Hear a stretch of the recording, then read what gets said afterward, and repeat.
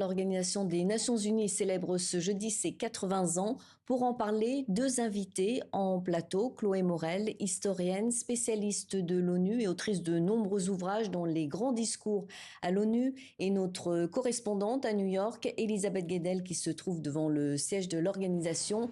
Bonjour à toutes les deux et merci d'être avec nous. Chloé Morel, je commence avec vous. Pourquoi l'ONU a-t-elle été créée en 1945 et quels étaient ses grands objectifs à l'époque ? Eh bien, c'est au sortir de la Seconde Guerre mondiale, un conflit terrible qui a fait près de 60 millions de victimes, que l'ONU a été créée lors de la conférence de San Francisco pour mettre fin aux guerres. C'est son objectif premier, mais aussi pour contribuer au progrès social, à l'égalité homme-femme et aux droits humains en général, ainsi qu'au développement économique et social. Donc il y a beaucoup d'actions de l'ONU auxquelles s'est rajouté l'environnement depuis quelques décennies aussi. On retrouve tout de suite Elisabeth Guedel. On voit que l'ONU est aujourd'hui au cœur de nombreux dossiers brûlants, Gaza, Ukraine, Soudan. Quels sont les grands blocages actuels ?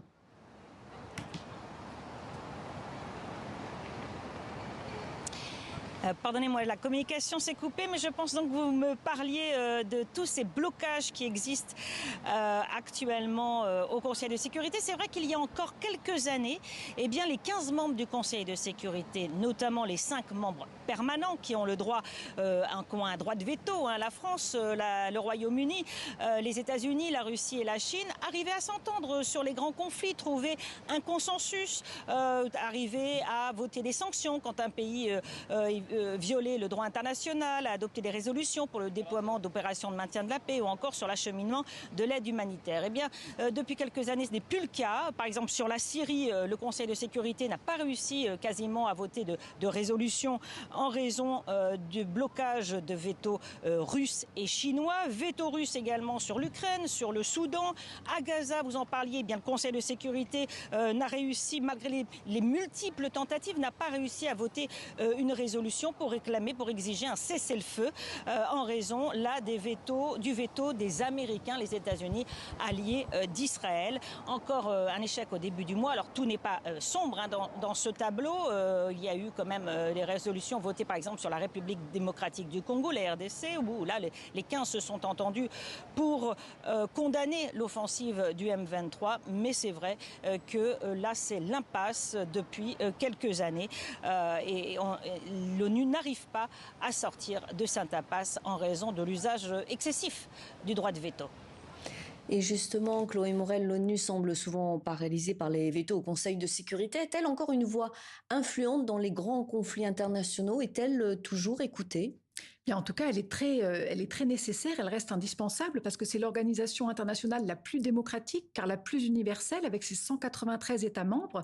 Mais c'est vrai que le veto qui a été utilisé depuis 1945 plus de 300 fois bloque l'ONU, mais il y a aussi le fait que beaucoup de ces traités ne sont pas respectés, comme le traité d'interdiction des armes nucléaires et d'autres, et qu'elle est marginalisée aujourd'hui par beaucoup d'autres instances comme l'OTAN, l'OCDE, le G7, le G20, ou encore même des fondations privées ou des firmes transnationales, puisqu'on observe une privatisation de l'aide humanitaire et même du maintien de la paix. Donc l'ONU est complètement marginalisée et on voit bien ces derniers temps que les États-Unis, par exemple, ou d'autres pays ne lui demandent pas l'autorisation avant d'engager des attaques. Donc elle est vraiment marginalisée. Il faudrait qu'elle se ressaisisse et qu'elle soit plus efficace. Elisabeth Guedel, il y a un éternel débat relancé à l'ONU, l'élargissement à de nouveaux membres permanents. Ah oui, ça, l'élargissement du Conseil de sécurité, on l'entend depuis des années, depuis pratiquement 30 ans en fait, hein, cette réforme. Et depuis des années, des pays comme le Brésil, l'Inde, la Turquie ou encore l'Afrique du Sud, l'Afrique hein, qui réclame un représentant, eh bien aimerait être à la table de ces 5 membres permanents du Conseil de sécurité, les 10 autres étant tournants, pour pouvoir bénéficier eux aussi du droit de veto, d'avoir une vraie voix pour se faire entendre. Alors il faut savoir que le secrétaire général des Nations Unies, Antonio Guterres, est favorable à cet élargissement de l'ONU. Il disait encore il y a pas longtemps, le Conseil de sécurité doit refléter le monde d'aujourd'hui et non celui d'il y a 80 ans, Antonio Guterres, qui plaide pour que le Conseil de sécurité soit élargi, mais à la fois plus représentatif de ce qu'il appelle les réalités géopolitiques d'aujourd'hui. Mais pour le moment, aucune réforme majeure n'a pu être adoptée. Et justement, Chloé Morel, comment le rôle de l'ONU a évolué au fil des décennies entre 1945 et aujourd'hui? Eh bien, il y a eu une étape importante en 1960 avec la décolonisation. Il y a eu cette année-là 17 nouveaux États africains nouvellement décolonisés qui ont adhéré à l'ONU, ce qui a changé sa configuration. Elle est désormais en majorité composée d'États du Sud global. Et effectivement, les 5 États membres permanents du Conseil de sécurité ne reflètent plus la majorité de la population mondiale et des membres de l'ONU. Donc elle a évolué, mais son budget est resté toujours trop faible, bien trop faible pour accomplir toutes ses missions. Il est actuellement de 3,7 milliards de dollars par an, ce qui est très peu comparé notamment aux dépenses militaires de tous les États. Et aussi, effectivement, le veto, mais aussi beaucoup de ces actions, opérations de maintien de la paix, devraient avoir plus de moyens pour être efficaces. Et aussi la CIJ, la Cour internationale de justice, qui fait partie du système de l'ONU, devrait pouvoir agir plus pour condamner des États qui sont coupables de crimes de guerre, comme on le voit aujourd'hui, mais pour l'instant, ça n'aboutit pas.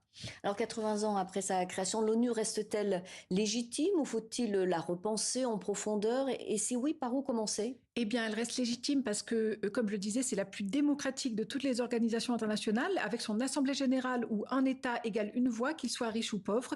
Mais il faudrait donc donner plus de pouvoir à l'assemblée générale et aussi plus de force contraignante à ces textes normatifs, comme la Déclaration universelle des droits de l'homme, la Convention internationale des droits de l'enfant, tous les grands textes et conventions internationaux qui ont été adoptés par l'ONU, mais qui sont souvent bafoués, et aussi avoir plus de médiatisation de tout ce qu'elle fait d'utile avec ses 16 agences spécialisées comme l'OMS pour la santé et aussi l'UNESCO pour la culture et le patrimoine.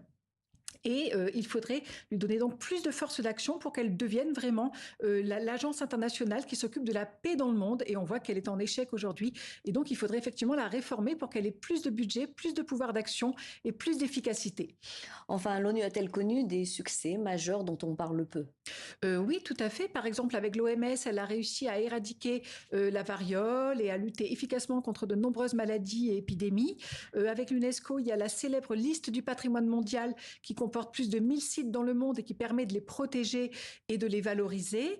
Il y a aussi beaucoup d'opérations de maintien de la paix. Il y en a eu plus de 70 depuis la naissance de l'ONU, avec les fameux casques bleus qui ont été récompensés par le prix Nobel de la paix et qui ont permis à des pays dans des situations catastrophiques de se redresser relativement. Donc ça, c'est utile.